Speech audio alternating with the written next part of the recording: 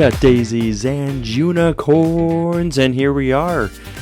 This is the Infinity season, and we are on episode number 10. Conclusion to Infinity. Conclusion to Infinity. Does that mean it's the apocalypse? No, it doesn't have to be. I mean, if you're an apocalyptic thinker and looking forward to the mass destruction that creates an end, I mean, it can be for you, but our twist on positivity, shouldn't be. Do you know any like doomsday preppers? I do. Yeah? I do. Like, in a brief count, I know of 3 places spread across the United States where I have acquaintance, where if something crazy was going to happen, I could get to a place where I have not prepped, but people I know who have prepped. Have they prepped for you, or will they lock you out? You know what? I think the relational connections in 2 places, I think I could walk in, hopefully with my significant other and any other family member. But no, they're not planning on me showing up. Right. I have forewarned them that I'm planning on showing up. Okay. This is funny too. So one of the things that my immediate family, meaning my children and mom and I, what we do, it was brought to us from my daughter Michaela. Is now this is in the digital realm, anti-analog. Yeah. But there's an app you can download called Marco Polo. And basically, you could do the same thing with a text group. You just shoot video, and you watch videos and respond to each other and stuff like that. And I'm not really sure. I think we've been doing this for about a year. But it's been great because you do get to see faces and you get to see people kind of feeding back. Right now, Adam and Michaela have a tandem commentary going on where like Michaela's not directly Marco Poloing, but she's with Adam, and then she'll like be like subtly whispering in the background or not so subtly whispering in the background. And just kind of like bringing B commentary to his sharing and things like that. But it's been pretty cool. And so like currently right now it's pretty much a conversation between myself and Adam, because Adam works early schedule, and so he's done about 3:30 in the afternoon. He can get in, he's working, I don't know, 10 to 12 hour days and stuff like that, hauling water across Texas. And, but then, then I'll be like either early morning in the studio and we just go back and forth. But, one of the questions that I posed to our group was if you could only take 3 things, like if it was a catastrophic, just destruction of life as we know it. Yeah. Now, like Micah and I, Bree and Amy were all living in the same house during the derecho in Iowa. Yeah. Where like we had power knocked out of our neighborhood for, I don't know, 3 to 5 days or something like that before they got it done. Yeah. Our neighbor had a generator. Now, mind you, that's the kind of neighbor he was. He's like, hey, I got extra outlet plugs if you want, just go ahead and take a lead line off and, keep your refrigerator going and, and things like that. It's a good neighbor. Oh man. I mean, he was powering 3 houses, like, with that. And,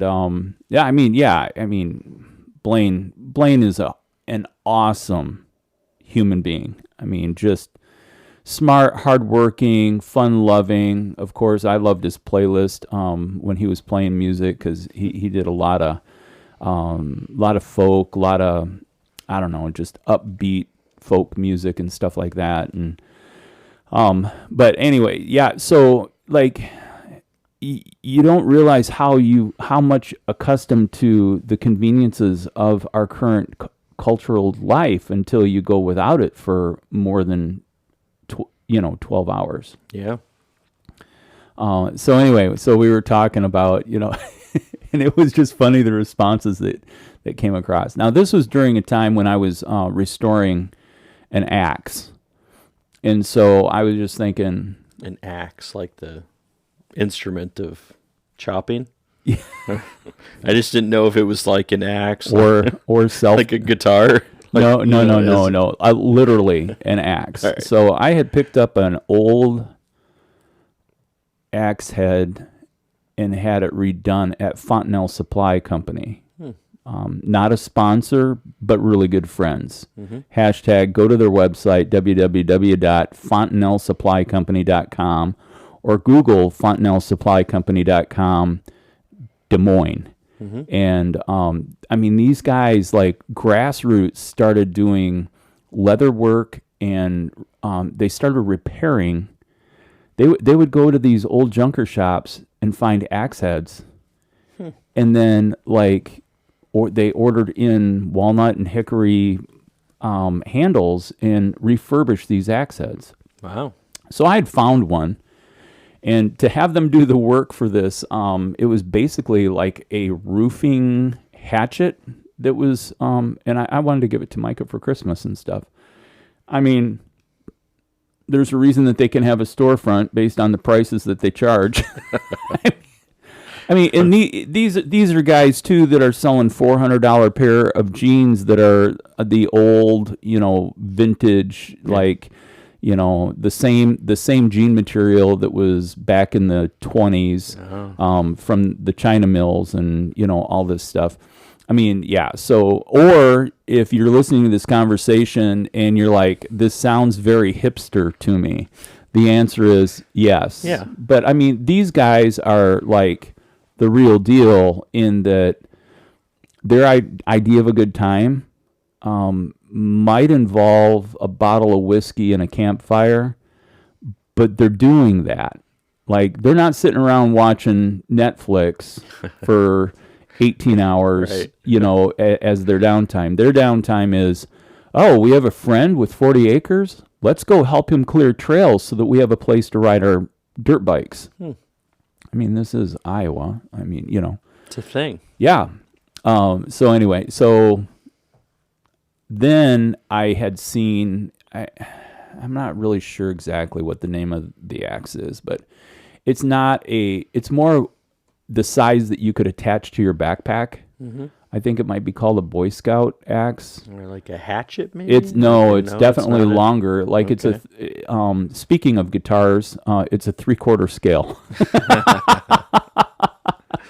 And, and so I was talking to him. I'm like, man, I just really like, something that's not, because I have a double-bladed, double-sided that was actually, it's a family piece.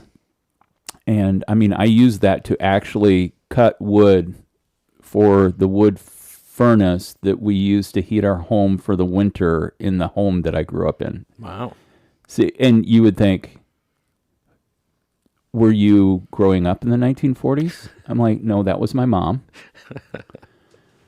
What are you saying? I'm saying from like 1976 or 78 until 1987, we chopped down trees, or we took trees that had fallen, and we cut wood so that we would have wood to burn to help with our heating costs in our home.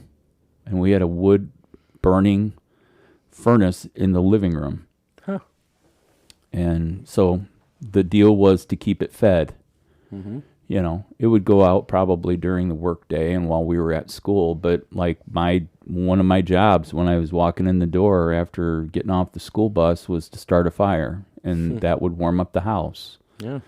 And so anyway, so there was a little historic reminiscence about this Boy Scout axe, and you can go to Ace Hardware and you can pick one up for less than $50, or you can have Fontenelle Supply Company give you a 1900s to probably 1940s American vintage steel axe head and put a handle on it, and you can spend a couple $100 if you like. Yeah. I mean, if you like. It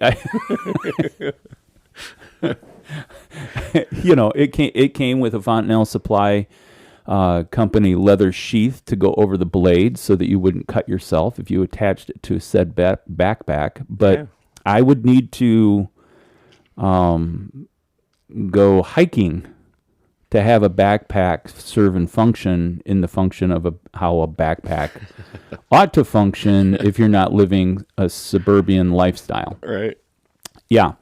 So anyway, but yeah, that axe. So in its adventures, it needed some blade restoration and just some all around cleanup. And the wood handle, which fit just fine when it was fitted at Fontenelle, something had gotten funky on it. It was weird. And they had told me if I just like dipped the thing in linseed oil and it would expand and be okay, but it wasn't okay. Uh-oh.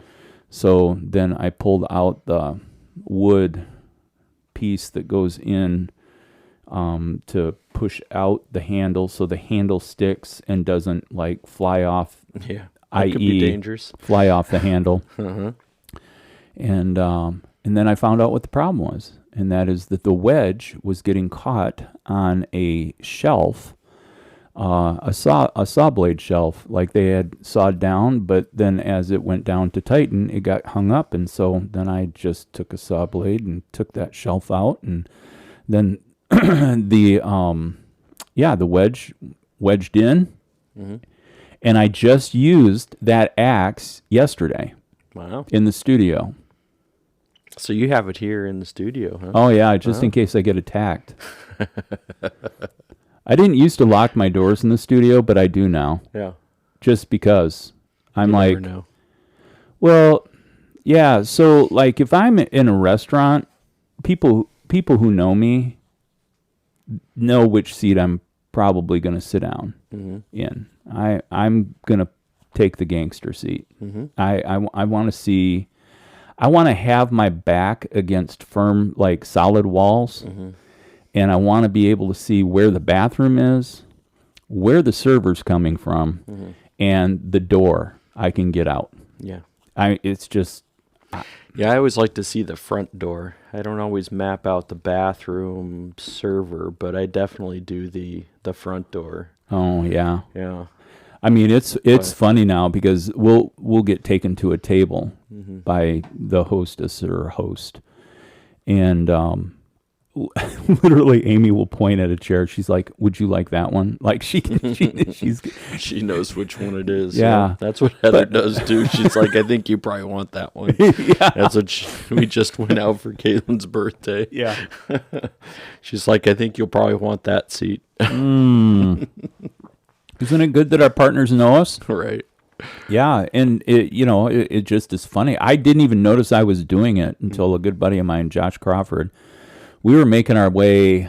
I don't even know what road trip it was. We might have been on our way to Colorado for a conference, and it was at a fast food restaurant, and that's what he did. He's like, "Yeah, you probably want to sit over here." I'm like, "What?" He goes, "Oh, you do it all the time." I'm like, being profiled again. Yeah. Yeah, I think Heather had asked me one. I mean, it was because this has been going on for a while. She's like, "Why are you picking?" I'm like, it's always good to know, like, if there's somebody coming in where you need to be able to react. And I mean, and if you got your back turned, then it's not a good thing. Then you're not prepared. And I mean, me personally, having been a server for, I don't know, maybe 3.5 years. Like, I'm very highly interactive with servers. you would not believe how quickly you can get on a server's good side by just moving into the next level of interaction. I get you're at the restaurant. I get that the restaurant needs people for food delivery. I mean, ultimately, that's what it is, right? Yeah. But there can be an experience and an interaction that's actually pleasant.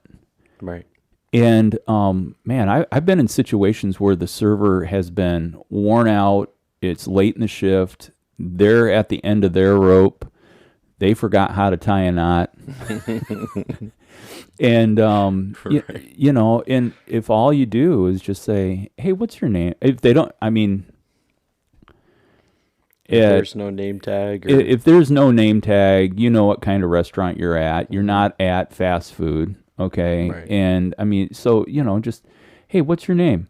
And all you have to do while they're getting your water is just try to figure out how to remember that name. And then whenever they come to the table, when you say thank you using their name. And then typically when they come back, if there's an issue, you can interact with them on a name-to-name basis that puts them at ease that you're totally okay with how things are going on. yeah. Now, you may be a person who dines and what you like to do is create chaos. Right? Sure. I mean, maybe you're the person that there is nothing on any menu that can come to you without it being changed. I mean, there's people like that. Oh, for sure. I mean, they've made movies about it. Like it's been a parody in sitcoms. Yeah. And so, like, okay, if you're committed to that, whatever restaurant, understand you picked the restaurant you went to. Why would you pick a restaurant that you knew that the item that you were going to get would have to be changed? Now, I get the idea of dietary regulations. Sure. I totally get that. That's not the person I'm talking about. And I get the consumption preferences. Like, what would be something that you would normally change if it was coming to you from a menu? Yeah, so that's the thing, because I usually, what I always like to find out from, I mean, especially if you're at a place that's not like, some, just generic place that, I mean, like Olive Garden, it's like, what's on their list, you know what's the stuff there. But like the place that we were just at, I said, tell me, because the servers know what they're, oh my gosh, what they're doing. Key number 2. Right. That's how you build relationship with that server. Right. And that's my number one go-to. If I'm at a place, I want to know what the server likes the most. Right. Well, and I mean, and then this waitress in particular, she's like, well, let me take you through the journey here. So she went through the whole thing. And I mean, nice. It's pleasant to be able to hear that perspective. And so for me, especially in that instance, I'm not going to be like, well, except for that piece. Like to me, I think that, like, especially at these places, they've worked on their menus, they've worked on the combinations, they have a particular flavor that's a part of that experience, and I'm not going to be like, oh, but I don't like onions. No, I like onions. So. Yeah. But so I want it to still be a part of it. So I don't really even have something that I'm like, oh, like I don't typically ask for anything outside of the, like, what's currently there. Yeah. Because I feel like it's supposed to be a part of the journey. Yeah. So I don't really ask, but I know that there's people who don't like mushrooms, or they don't like onions, or they don't like, some, hey, can you leave off the this or that? I don't typically ever do that. So yeah, I use restaurants as a research environment.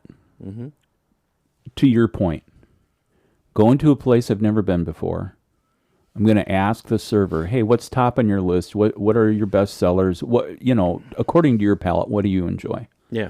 Now, that's putting a lot of trust in an individual because they don't know what my tastes are. Mm-hmm. And yeah, there's this little place in Wilmette. It's Sophia's Steakhouse. Mm-hmm. Oh my gosh, Phil. Absolutely fantastic. Yeah. It's like a Johnny's Steakhouse from Des Moines, Mm-hmm. except it's more quaint. Mm. It's still at a scale level, I would say comparable in price range. But again, I'm going back to the server, how the server made the difference. Mm-hmm. The first time we went there was, I think, Amy's third time there. Yeah. And it was fantastic. Yeah. Now, for the record, all right, I'm just putting it out there. We'll go there as a family for a special event. Amy will get there for business. Yeah. And so I think the first time was my birthday. And but I mean, the food was so fantastic that just they knocked it out of the park. But the server, like, it didn't click with the server, but it didn't mean that she did a bad job. Yeah. The second time that month, it was birthday month. We went for Amy's birthday, and they strolled us in and set us down in the gangster booth in the bar. I mean, it was the corner booth, big round table. We were able to slide into the corner. And the server that showed up, Patrick, that dude was fantastic. And he just walked up and he's like, hey, how you doing? He goes, what is this special occasion? Now, what would make this guy say that? Yeah. And here's what, having been a server, he doesn't see our faces there all the time. Yeah. And it was probably a Friday or Saturday evening, and he thought, you know what? And so he worked to make our dinner a special event in our lives. Yeah. And I told Amy, I'm like, the good servers get to serve in the bar. And she's like, why? Because they know drinks, or like, what's that about? I said, oh, no. Because your regulars will show up and they'll slide into bar seats because they know the good servers are there. They're coming in for cocktail hour. They're, whatever, but they know that they can get in and get out. And it's not this formal dining and, people talking for 3 hours or whatever. Right. But you need servers who can handle those kinds of turns. And, but oh my gosh, this dude did such a great job.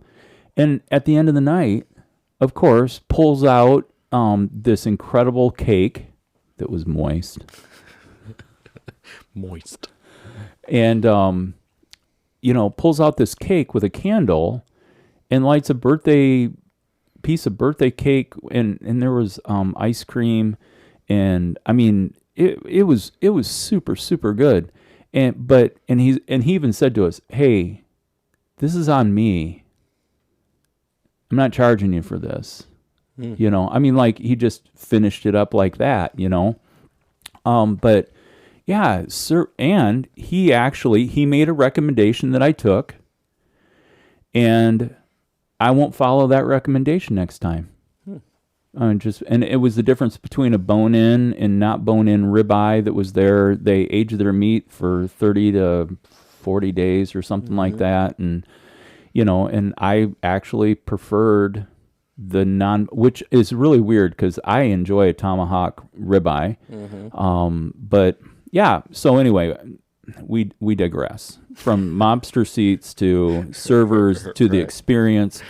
But yeah, even like, and as they brought out the salad, like being able to taste the flavors, that's where it becomes research, And so, Amy was at this French place in Winnetka last weekend, and she asked the server, hey, what do you recommend? It was lunchtime. He goes, I'm going to tell you, and you're going to think I'm trying to upsell you. He goes, but these lobster cakes are, he's like, I just can never get enough of them. And she said she's never had anything like it. She said absolutely fantastic. And and so anyway, yeah. So servers and food and gosh, I don't even know where we're going with this. We were talking about the apocalypse. Right. So those are things that we would miss in the apocalypse. On a scale of 1 to 10, how close how close do you believe that we would have an apocalypse like a level of some of the television shows? Now I'm not talking about zombies and that kind of stuff, but just the actual like apocalyptic measures of power outages, going back to trade and barter again. I mean, so what kind of, on a scale of 1 to 10, how close do you think we'll ever get to that?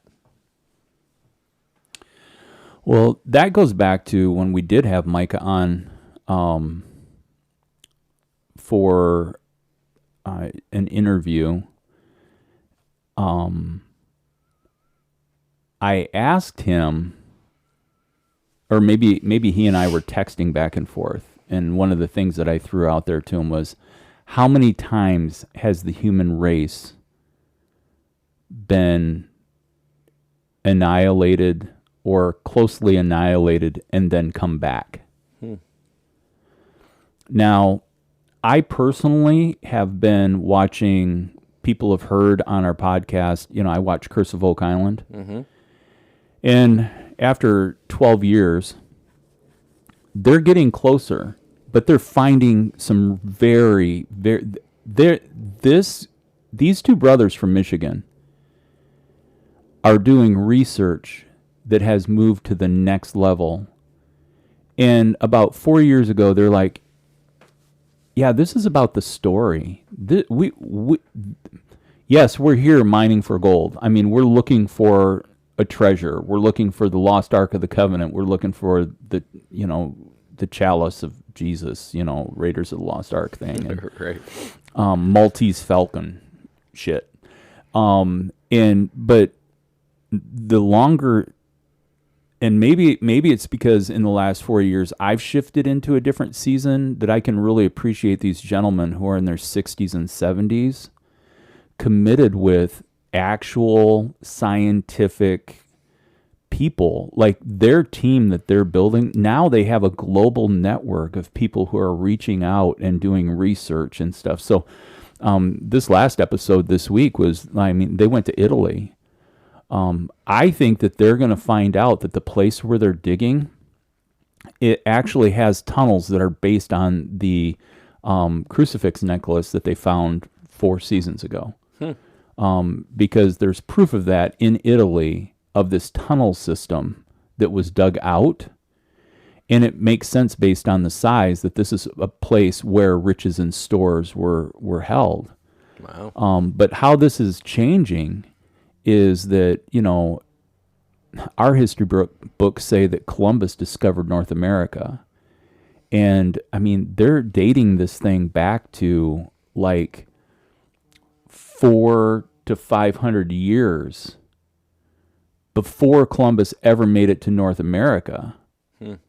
That, this thing is coming through where, they have evidence of Roman coins that date, into the 12th and 13th century. Wow. When you consider that the United States has been the United States for 200 and some odd years. When you start thinking about what was happening here 500 years before that and 500 years before that, but also the Netflix documentary with the gentleman who's like, we have every indication on the historical records that there were large people that roamed this earth, in technologies. Yeah, there are pyramids in Tennessee and St. Louis. How am I as old as I am and just finding out about, this, historically ancient civilization? And they boiled it down to that the reason why that civilization got wiped out was probably 100-year flood that came through and, I mean, totally annihilated this basin that had been very fruitful. That it could support the food that was necessary. Then you get into Parker's trail, where he's down in Peru, I think, and like how the Incas and all of the ancient civilizations had so much gold, and we wonder. But I mean, like the amount of gold that is deposited in these mountains and stuff like that is like through the roof crazy on the concentrate of gold that was there. There was, I mean, they used it as a common thing, but you're like, how does this all fit? Well, which part of the southern tribes from South America coming up into North America, like have you or have you not heard of? So, I mean, there's a motion from South America up into North American continent. This is all happening pre-Columbus days. And actually, the Spanish coming down into South America moves us into a place where, I mean, like once they found out the great wealth that was there, then they were sending their ships to come and to pillage to be able to take these riches back all the way back across. So once but even 500 to 600 years before that, there are people, the Templars, coming across and landing in Nova Scotia on Oak Island and around and surrounding and stuff like that. And so that's current American or current human history, right? Then there's the ancient history. How many times has humanity come close to extinction? Or, I mean, I'm guessing, I don't know for sure, but I'm guessing you believe in a global flood?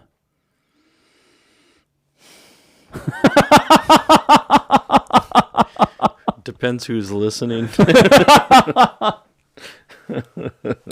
All right, so to drag, you know what, you said something in the sermon Sunday that I really, really appreciated, and actually, I mean, you always do a good job preparing and organizing and putting all this together, but I love the part of the series where, hey, doubt doesn't disable or disprove your faith. Mm-hmm. It only pushes you deeper. I could so identify with that. Mm-hmm. And the other thing that you said that I just really, really, that's where I love the move about the 66 books contained that Western civilization recognizes as the Bible. Mm-hmm. When Richard Rohr started using the words of the sacred text, there was a part in me that just did a leap for joy. That the sacred texts are there for sacred work. It's not a science book. Yeah. Okay. Apply that to humanity. Mm-hmm. Do we still believe that people should be enslaved? No. I mean, I hope not. I mean, there's probably some people, of course. Yeah. I mean, because they used it for justification. So, if we take this premise, oh, you mean there are practices in the Bible that are a record of what that culture was at the time, doesn't mean that we should implement that cultural practice in our present day. Yeah. Slavery is one of them. Mm-hmm. If we walk down that line, okay, so the Bible isn't a science textbook. Right. Doesn't mean that it doesn't tell us accounts that as science continues to discover more, that it doesn't line up with what science is discovering. Yeah. But it's not a textbook. Mm-hmm. Oh, so that there's practices of what is the current culture, pre-industrial age, Right. that we would recognize that because our society has advanced to a different time, i.e., we can talk to each other on our phones Right. without a corded line, Mm-hmm. and all of the knowledge of the internet is available to us. Yeah. And you could probably, people have shot a cinematic movie with their phones. Mm-hmm. Okay, so contextually, doesn't that also leave room for other things that were culturally accepted at the time? Views, Mm-hmm. ideas. Doesn't it mean that just because those were the views of the day, it doesn't mean that they're the views that we should have today? Yeah. I mean, you look at a very paternal, it's when you see, women couldn't even give an account because they weren't counted as somebody who could give reliable testimony. That Why would we hold on to that? and And we did for a long time. I mean, when did women get the vote? it was 1920s, right? Suffrage. Yeah, but I think it might even been later than that. But you consider that and say, like, why would we think that men are more reputable than women? Why would we say that this would be something that we would want to hold? And there was a lot of that first century. So we're not going to continue to kind of report that this is the way that it should be. Well, that's the way it was, so let's carry that out. No, we're not going to continue with human slavery. We're not going to be okay with it. We're not going to justify it. We're not going to say, let's try to be able to implement this. No, let's not do that. Yeah, 1920s. Okay, so you were right. Yeah, well, we've talked about this in the past, and I mean, of the little fragments that I can still pull out of my brain, it just had stuck, in there with me. And there's going to be some right-wing, radical that's going to be like, and you wonder why the stock market crashed. It's because women can vote. No, I mean, come on. Right. I mean, that's the correlations that people are always going to bring. I mean, and it's the same kind of silly stuff that we have talked about on the podcast before. I mean, they're trying to be able to make these moves now, looking at you, Texas, and being able to say, we're going to make sure the 10 Commandments are displayed in every classroom. We're going to have prayer time. I mean, I'm like, is this the move that you're trying to make? Is this really what you believe is going to help every student in the classroom? Or do you think that this is also going to be somewhat of like the last straw for people who are saying, like, I am done with Christianity? Because you're trying to be able to make these moves that are and what's the importance?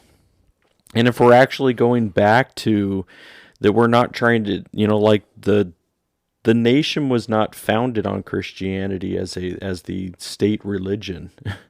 It's true. Right. And so, but yet it seems like what's happening is this move, and like, this is where we need to go back to.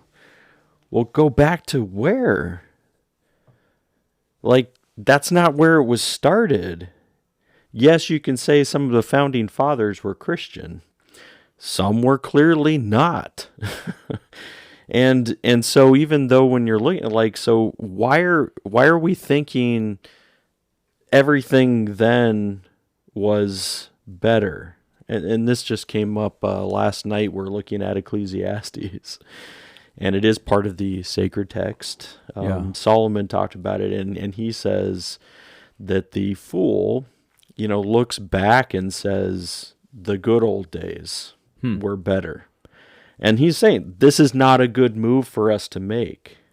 Wow. This is not smart for us. This is not wise for us. Yeah. And much of Ecclesiastes it can be very depressing. The stuff that comes out of there. But it's like we're making these moves in order to say, like, well, this was the heyday. Like, what was the heyday? And as an aside and a complete rabbit trail, Yeah. if you want to find joy from Ecclesiastes, listen to the birds. Yeah. To every There's a season, turn. Or listen to John Mayer's California Dreaming. The birds did that, and he does a great rendition of it. Yeah. Or you could also watch either of the Footloose episodes, and Ecclesiastes is quoted during that. There you go. You could find some joy there. I'm just trying to lift the spirit here. Right, but I was also listening to, and this is why I'm going to tie like our first initial conversation into the apocalypse, is that the New Testament of the sacred texts, very apocalyptic. Yeah. And I'm not just talking about the book of Revelation, everybody. Yeah. I'm talking about throughout the New Testament. It's very apocalyptic. It's looking towards something like this is imminent. This is and if you're looking at first century, even in that 100 to 200 years, people were very apocalyptic. And so if you think about the root of Christianity out of the first century, and then we wonder why apocalyptic talk is something that people love to talk about. They love to delve into the apocalyptic, and especially like Revelation. So let's tie that thought together, because we're speaking on a code that you and I are understanding of Right. what we're talking about. Sure. But put into context, let's unpack what you just said. First century of Christianity was in a time frame when Rome was huge. Yeah. Hellenistic world. Yeah, and some people are still, I don't get what that means. But I mean, yeah, but even in that, Greek was the root. Yeah. all of what was going on was conquest. Lots of conquest. Yeah, and I'm like, superior army. People didn't follow the law of the Romans. They got killed. Yeah. It was Enslavement. it was oppressive. And so these items that were written. Now, the other thing that I want to bring out is, with what you just said and with what we've just said, we have crossed a line. There are going to be some people listening who are going to say, I can get on board with your reasoning, but now you've opened a can of worms. Because while I agree that there shouldn't be slaves, I can get on board there where I'm going to use this, it's a strong word, we discount Scripture in this case. But now you've just blown all of the lines, i.e., women leadership. Right. I'm a fan of women who lead. And when I finish this thought, it'll make sense. Because I think in partnership and balance, it gives a full 360-degree variant of how to look at life. Yeah. And to your point, how many women in churches today, Western culture church, don't wear a head covering? Which I think we have brought up before. I just want to bring it back to the forefront. Right. And then they're saying, oh, a lot of people are like, oh, you're going back No, no, no. Head coverings is New Testament, and there's nothing to do. I mean, it's clear in the New Testament, and yet we discount it. We just say, oh, well, that's cultural. Well, what's really funny is I had some bandmates that when we would lead worship that they would wear stocking caps, and I had a pastor approach me and say, I just really appreciate it while you're in the sanctuary that they would remove their hats. And I just looked at him and said, they have a head covering. Well, we have some congregants that are being distracted by their hats. I'm like, clearly they're not focused on the right thing. Right. There's a problem here. If they're enamored with the bass player who's wearing a skull cap, that actually by wearing it reminds him of the love his mother has for him. Yeah. Like, why is this a bad thing? It's a head covering. Well, I mean, argued well, the person would come back to me and say, yeah, but the head covering was for the women. But I mean, the reality is Scripture says, if you're in worship, ladies, this is what you need to do. And we clearly, as an organized religion of the Western cultured church, would say, we haven't practiced that for over 50 years, if not longer. Yeah. We go back to the Puritans and how there was a separation. Men sat on one side, women sat on the other side. There are groups of people across the nation who practice that no instrumentation is the only way to worship God. Right.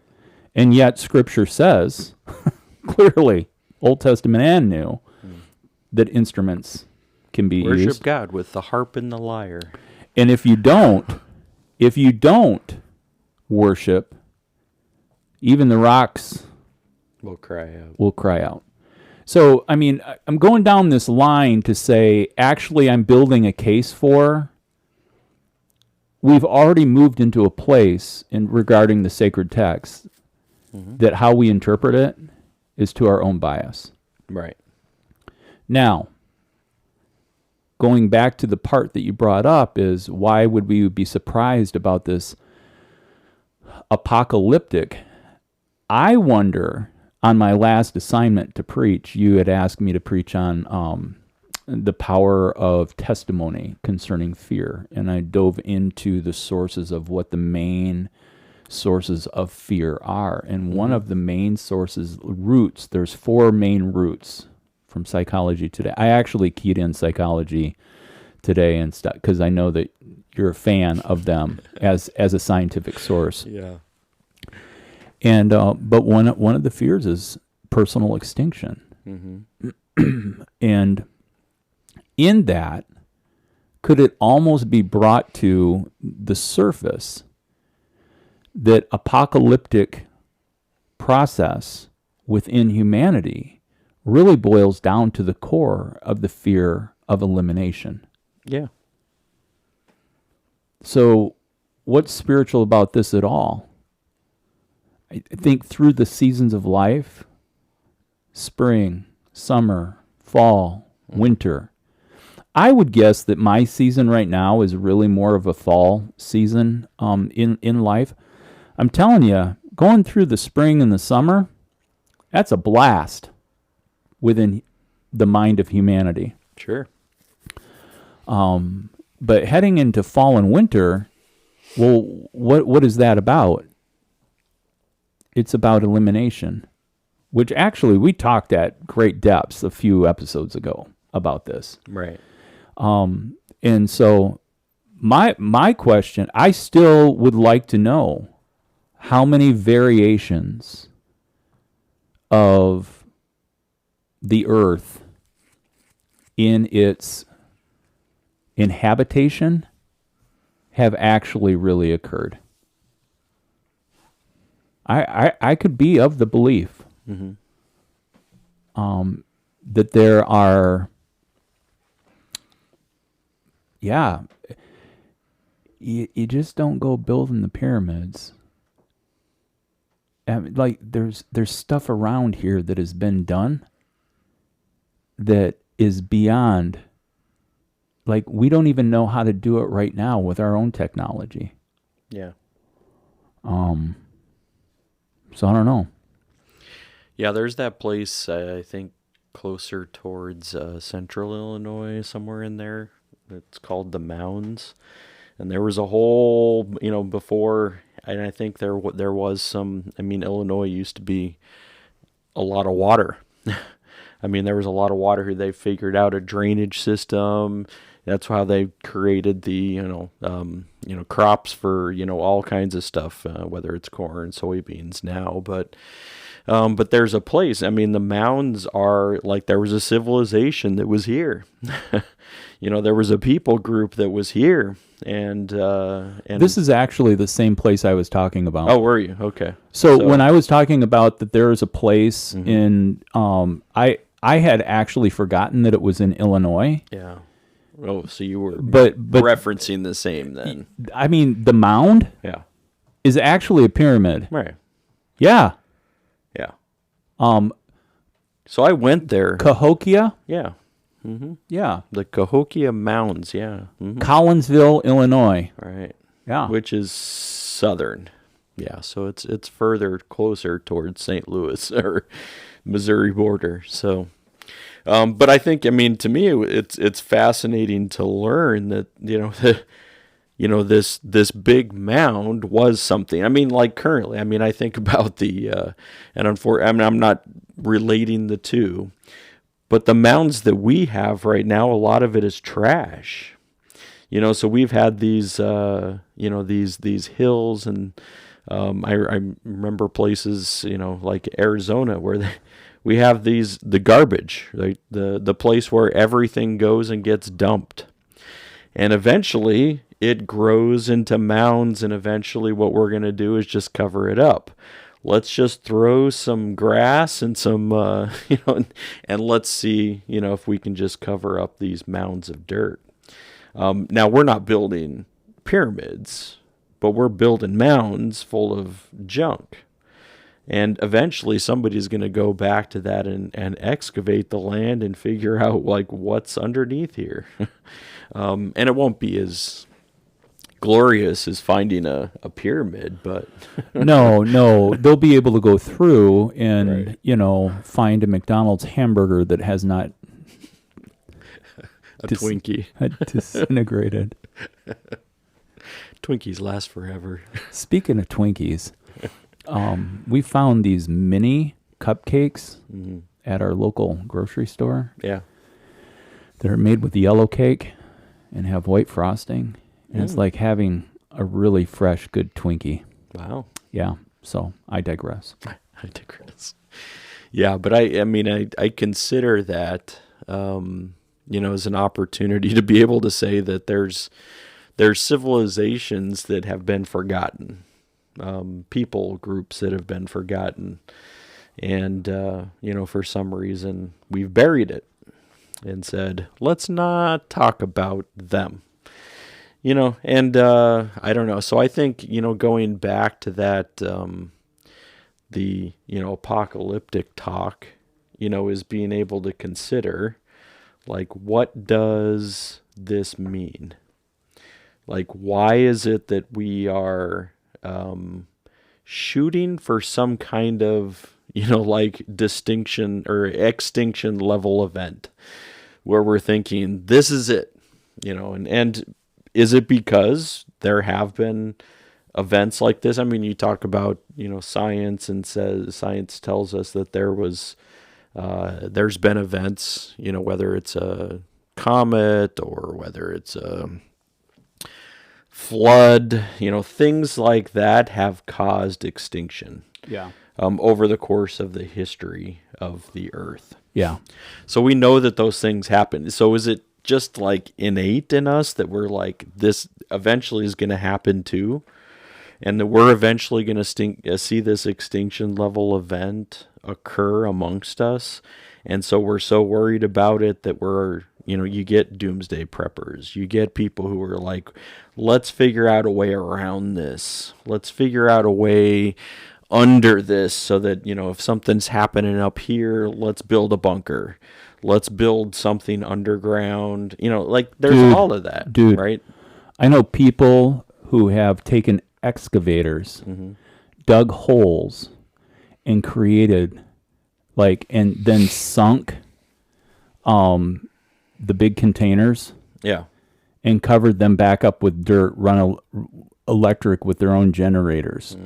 The other I'm going to say vehicle, and it's not a pun intended, but it is a pun. And the other thing that people sink down into the ground, school buses, I've heard that too. because they can get them cheap, Right. and they can be sealed. But you also have the doorways in the back and the front, and can intertwine and wrap these things and tunnel them out and all of this stuff. Yeah, and people are committed to it. I mean, there's large business out there for rotating meals and stuff. Yeah, so to me, I think, I mean, what's in the mind of people? I mean, because I haven't ever been a prepper. I haven't really, I mean, I would not be a good survivalist. I like current technology. I like electricity. I like indoor plumbing. It's true. And so I don't really, I mean, I would not be prepared for an event where we would have to not have those things. Yeah. I wouldn't do well. I would have to find somebody and say, all right, tell me what to do, because I don't really know how to, deal with this. I'm not a hunter. Maybe I could gather, but I'm not a hunter, so those are, some of the things. I mean, and should we be so invested in prepping that we're missing out on what's happening? I mean, because you see these people, there's a deep level for some of these people, are like they're so invested in building these bunkers and getting prepared for all, when you don't even know.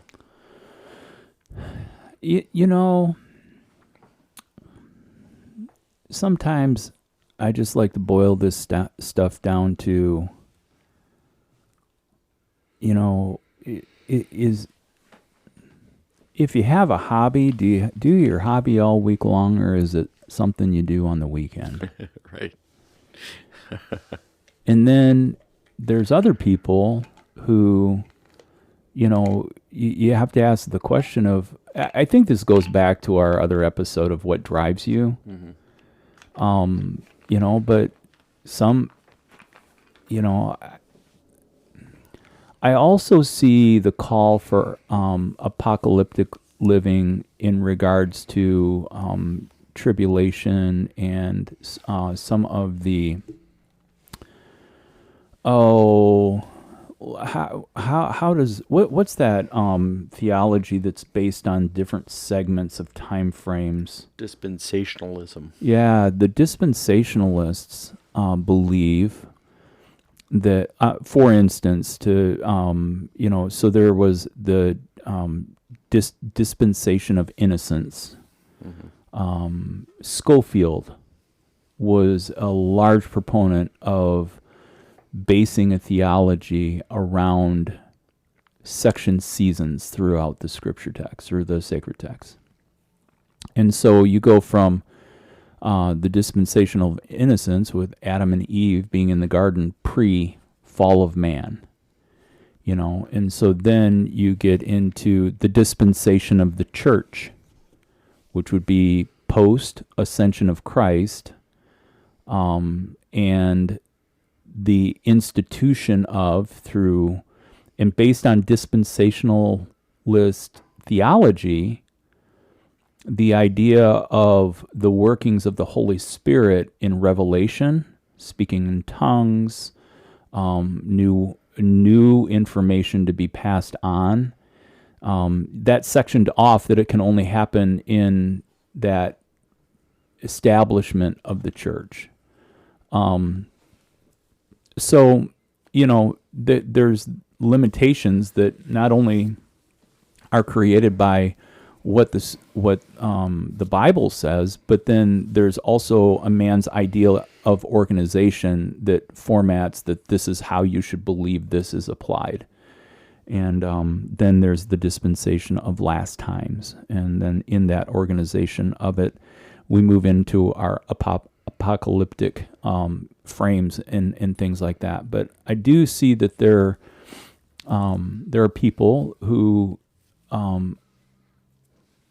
look to the return of Christ as a relief from the pain this world gives them. Yeah. And quite frankly, I have to fall under the bucket of, I don't know. I've studied around it enough. Mm-hmm. I know what I've been taught. And it's not easy for me to show up around a table and say, yeah, I really don't know the answer to that. I would like to be, I mean, if I am, jack of all trades and master of none, one thing that people have said to me, I wouldn't say this of myself. That's a quote from Guardians of the Galaxy. But people are like, well, you've studied, you know this stuff. Well, I know the stuff that I've been taught, and I know the stuff that I've studied. We've gone into this before. People in the first, second, third, fourth centuries, like when you start looking at what they didn't have with information technology and lighting and all this, I mean, like, people gave their minds to studying the things that were available to them. But as more time has passed, there's more information. And, it seems to me that the further along I go, the less I know. And I'm like, but I have to come back to a core of, but what do I know? Mm-hmm. Well, gosh, if I'm going to settle into, and for those of you who are listening who aren't of faith, and you've kind of just settled in on, I don't have a system of belief in that. To you, I apologize for where this has turned in direction today. But maybe you can kind of glom onto, you identify with some of the core things that I do believe, and that is, if I believe that God loves me, then I have to ask the question, why did he choose to show his love toward me? Mm. Is it so that it could stop with me of being loved? It seems very isocentric. Yeah. So then this is where my formation of what I believe to be true is that the love that's been shown toward me, mm-hmm. I'm supposed to show towards others. Right. And so in that, I can settle in and know that to be true. Because I have seen where, when I move towards others in love or with love, and love shows up in a different way. I'm not talking about warm, fuzzy, feely love. I'm talking about when you show up to do the things you really don't want to do. Yeah. When you show up in conversation and have tough conversations that you really don't want to have. When you show up when it's not even making sense to you to show up. Right. Like, why should I show up? What difference is this going to make? Mm-hmm. And, but I've just seen that by acting out that way in my formation, I've been able to identify that helps me be able to know that that's how God's love has come to me. It's like, I can't refute it. Yeah. And so that's why I believe it. Mm-hmm. You know, and then you move into and Rohr gets to a place that I really don't understand. Rohr would call for there's no need for a sacrificial system for redemption. Yeah. I can't get there. I don't understand. I don't understand. But I know that guy spent more time in silence than I've even lived. You know? Right. And so I'm putting that struggle out there and want people to be able to hear me say it because again, here's another infallible human being that doesn't have it figured out and will admittedly say he doesn't know either. But it doesn't mean that he hasn't navigated through life, and probably by the time I think he's in his late 70s, early 80s, you know, for me, that's another 30 years Right. of contemplation, working through what I don't understand, questioning what I've been taught, Right. and being in places where I'm like, that doesn't feel good. Yeah. But what I do is I look for the landmark of where I can land and say, but I do understand this. And so, because I do understand this one thing, I'm going to take my next step and move towards this other. Yeah. The next right thing. Yeah. But I think even for those who don't have a faith structure, I think just understanding that there's a root of apocalyptic fear that happens out there. Like it has a root for some reason, and it's not just in Christianity. It's not just in Judaism. Like, I mean, I think it's amongst a people. But then you can also see some of that where the roots of it is like, especially, you know, and I talked about this, is like the things that we've been taught become a part of us. And it's almost like saying, you got to cut off that limb. What? Like, no, I don't want to be limbless. Right? And you're like, I need how both, is it? I need both my eyes. Right. Like, why would you call me to eliminate this when, like, because it's a part, and it's the same thing when you're looking at dispensationalism, right? And the there's a time, you know, and I think the Left Behind series did a lot of damage in this area.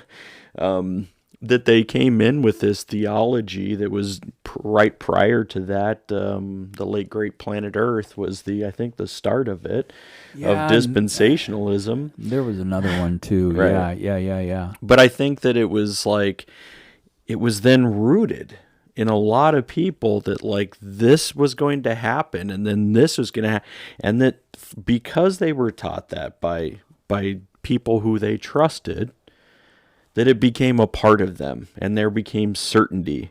And uncertainty becomes danger.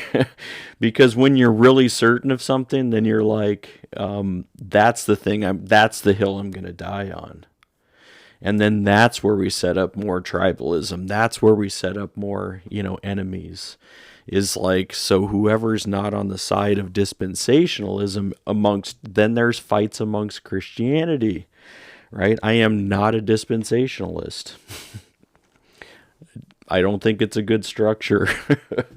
But, I mean, that's just a side note. But I just want people to understand the rooted system that becomes a part of this idea that the apocalypse is something that's near.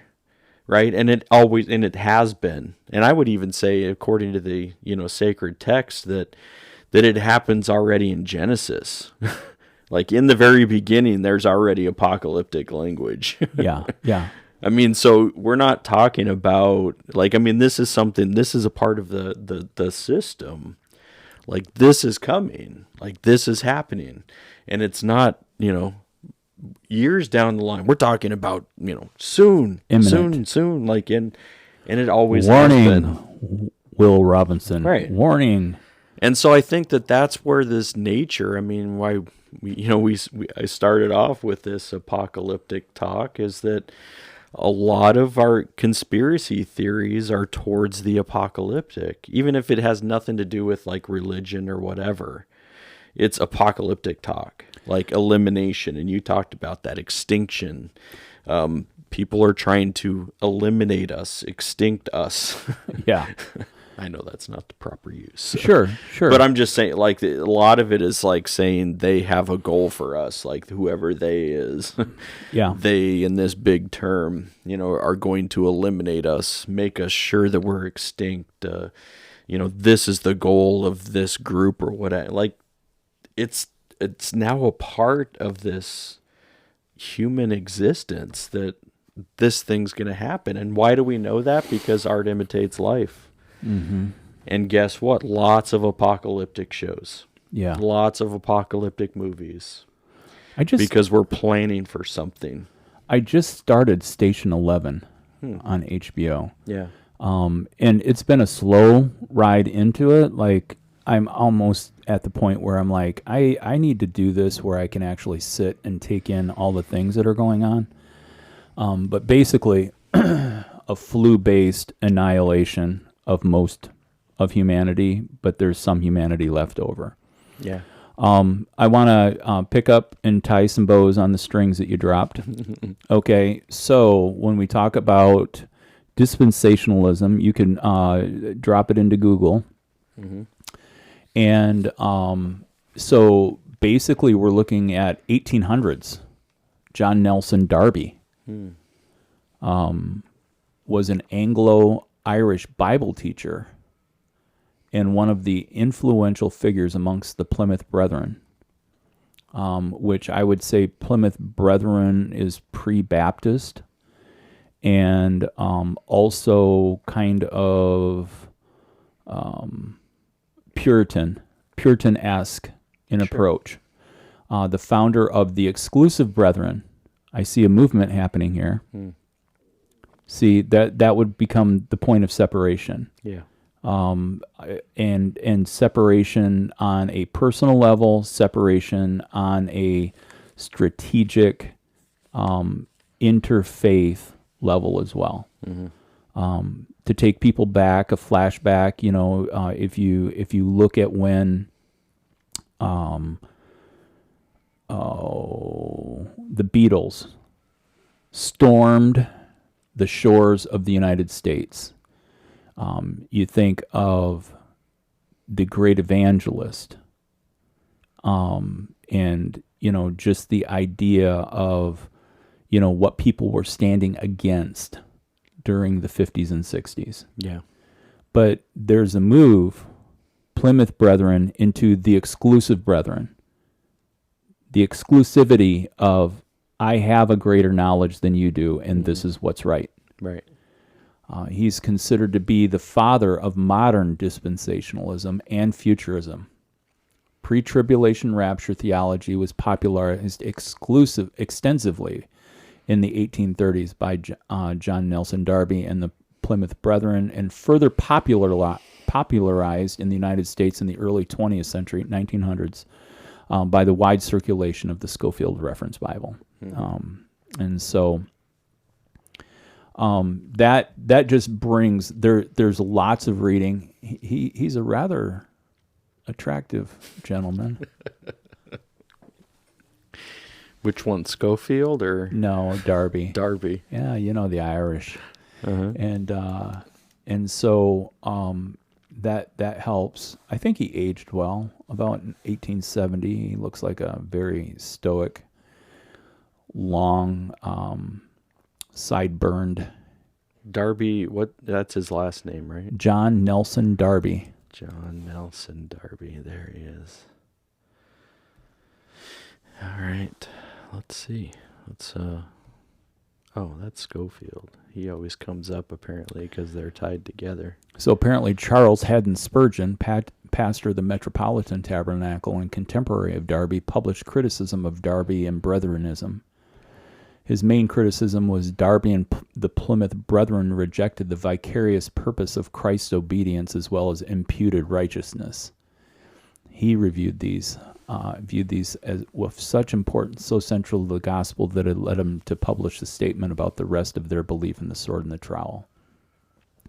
And so, yeah, they're calling the doctrines of the Plymouth Brethren as deadly heresies entertained and taught. I just bring this up because you don't have to walk too far on social media to be able to see that. I mean, there are people who are making money on social media by standing up and crying out heresy. And so at this point, when there is so much information, I would just challenge people, why I love the term sacred text is because it is as much a testimony of itself as it is my testimony of what it is to me. I think that and I can land there and be okay with that. Mm-hmm.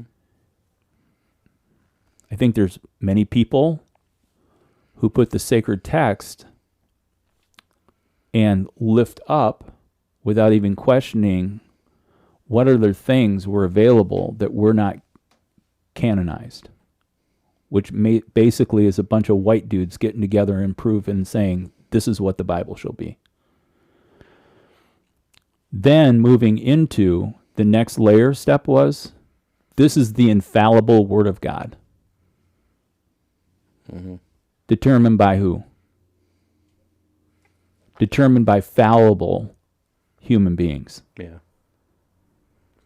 But when I'm able to approach and handle the sacred text and say, this is my testimony to you of what I believe this is, it is a sacred text. It's declaring itself to be so. And I'm declaring to you that as I study it, I believe it's so. But I will jump on the train. It's the Filsy train. Woo, choo, choo. Chugga, chugga, chugga, chugga, chugga, chugga, chugga. And I will jump on the train, and I will say this. It's not a science book. Mm-hmm. And it does not have the answers. Let me put it this way.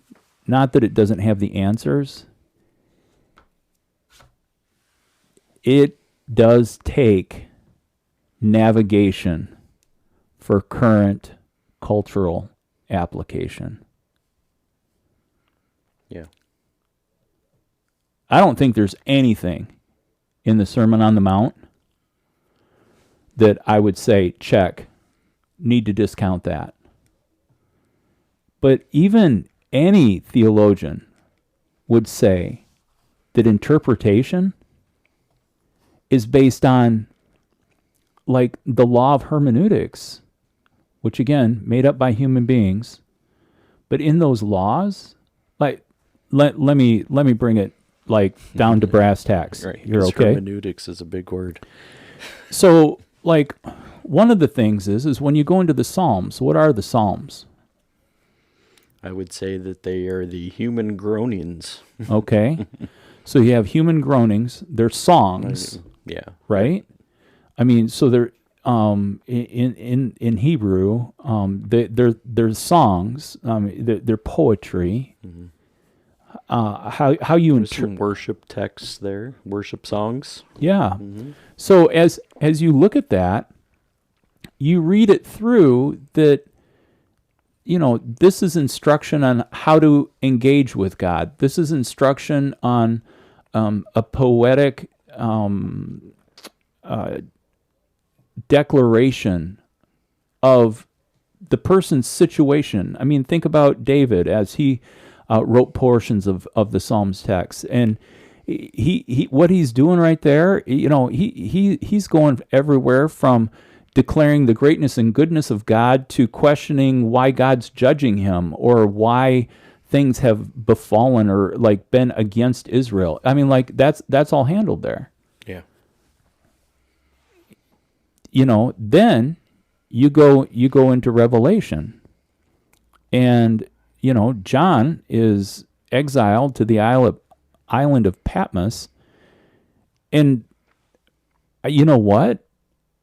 A great contemplation of what is an interaction between humanity and what God's going to do and what it looks like.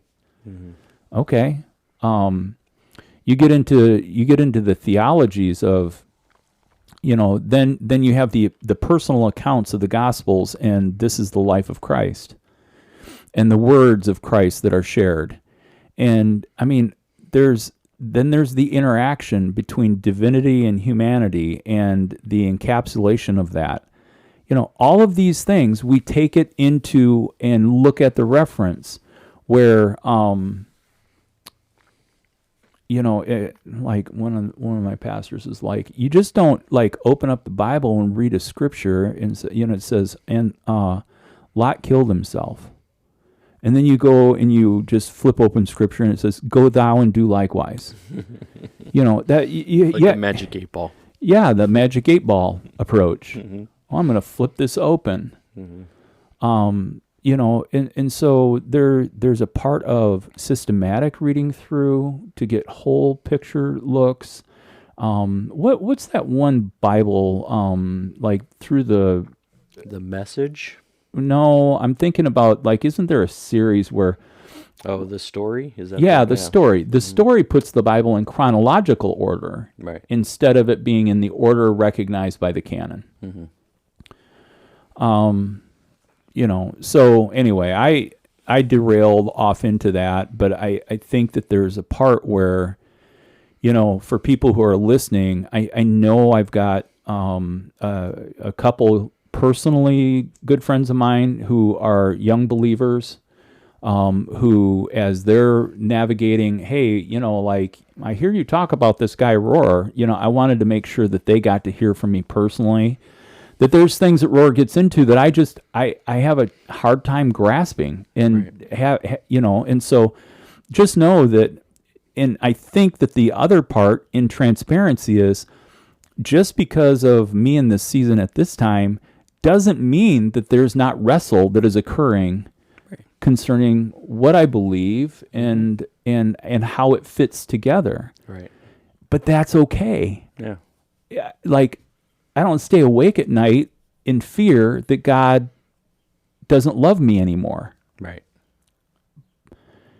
Because there's this core thing that's just been planted in my heart, is that while I was in my sin, Christ died for me.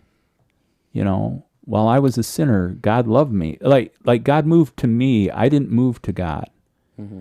So if he can move to me at a place where he, in his, all right, time travel, he knew in all of my existence, he's already been in all of those moments, that even as I am me, he loves me.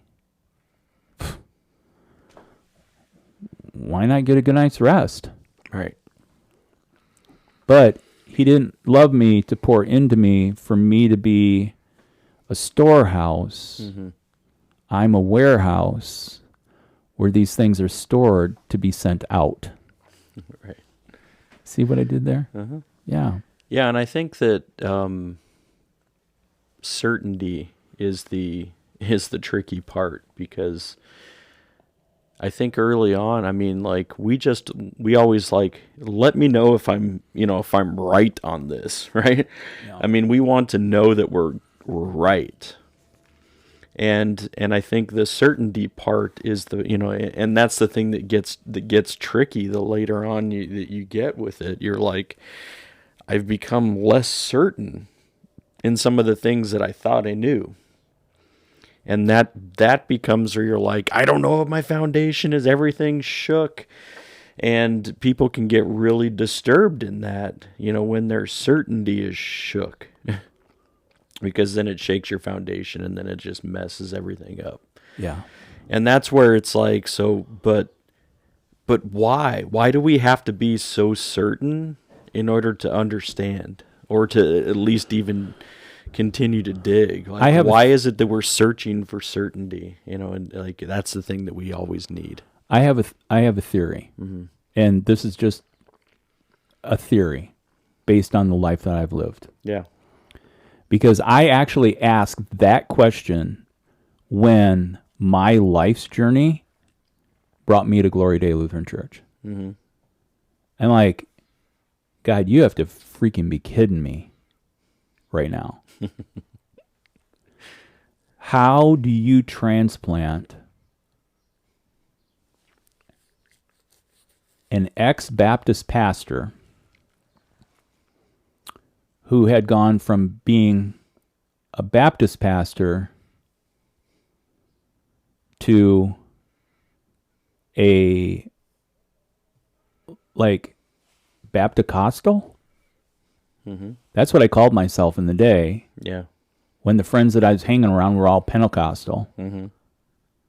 who then moved into the community church, which was an evangelical across the board. It could be any conglomeration of Joseph's coat of many colors. Mm-hmm. To land me at an institutional, synod driven, organizational, old school, like Lutheran church, Mm-hmm. primary denominationalism. Yeah. I mean, technically, probably seen by itself as we are the fathers of the Reformation. Mm-hmm. And like in all this, and how do you end up landing at, yeah, this is where I want you to be. But it was at that time that what was broken in me and what got put back together was for the beauty of the church universal. And it's probably why my language so strongly is love as you have been loved. Mm-hmm. And that doesn't mean that I don't question what's going on in society. It doesn't mean that I don't struggle with things that I was taught in the 70s and 80s. It doesn't mean that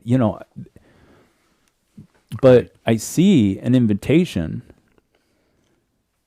to not just, and most evangelicals would say, yes, there is the local church and there is the universal church. And universalism at that point is not a bad word for them to use. Right. And I just saw it as an invitation to a different platform. Mm-hmm. That has taken me around the world. Right. And so, like, with that, and still, I'm happiest when I'm in my little world. I don't want to go on a trip somewhere. Right. But I do because I've been loved and I need to love others. I mean, and I do it in the ways that I've been formed. Like I don't try to be the IT tech geek for people. Yeah. That's not me. But I will show up with a hammer. I will show up with my voice. I will show up with my guitar. I will show up with, You and so then where does it come? That when my question with God is, who are you? That God holds up a mirror and says, no, I'm asking you to find out who you are. Mm-hmm. Think on that for a minute. Yeah. And so then in that time of discussion,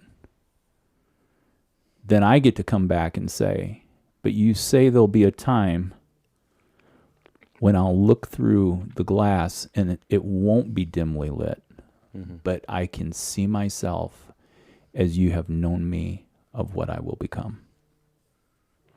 So those are, I think what we've discovered in this episode is that we have found the core launch point for what will continue in more conversation. Oh yeah. And that is conspiracy. I think at the core of conspiracy Yeah. is our own annihilation. Yeah. I love a good conspiracy. Right. I mean, and it's fear. I mean, because we actually were going over some of that pre-recording. Is like looking at these, kind of core conspiracy things, and I think it is a lot of fear of annihilation, a fear of the end, a fear of extinction, a fear of whatever. Yeah. And we're driving away from that fear.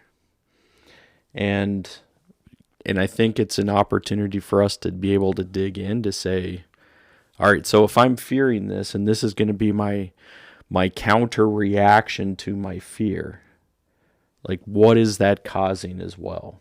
Yeah. And what are these apocalyptic doomsday, preppers, if they're driving towards something, their fear has driven them there.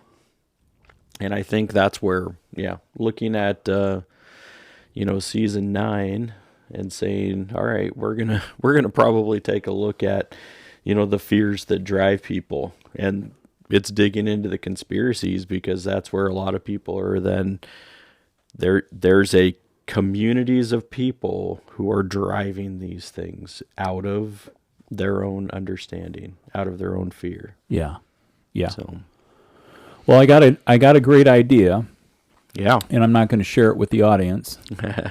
Teaser. But I do. How beautiful on the Infinity season. Yeah. That we land on a topic that even in the completion of the Infinity season, it continues to catapult us into. But I think I've just got an idea of how we might be able to take season 9 to a different level. Yeah. And with what we're going to do. And I'm going to talk to you about that offline.